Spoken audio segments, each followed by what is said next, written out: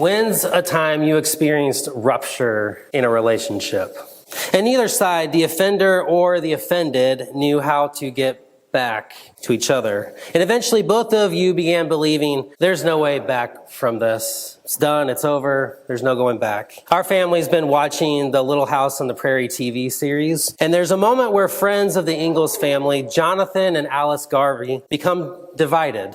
After a fire destroys their barn and burns up all the seed that they were depending on for the future, they now have nothing. So Alice Garvey offers to work part-time at the local post office, but Jonathan Garvey wants nothing to do with that. His pride is too big and wounded to let his wife work in place of what he can't provide. So he tells her she can't do it, and she's not too happy about that.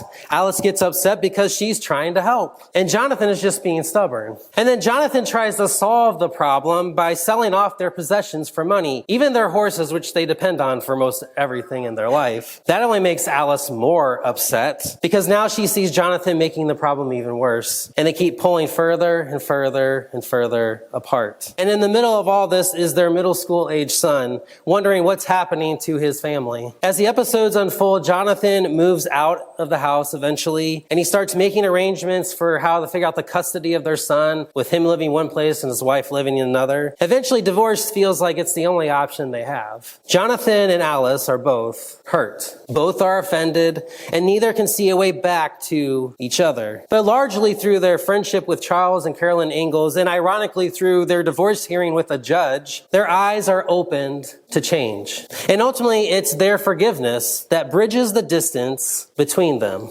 Their forgiveness bridges what sin had broken. And that's the kind of moment Paul, an early church writer and the author of 2 Corinthians, is writing about in 2 Corinthians 2, verses 1 through 11.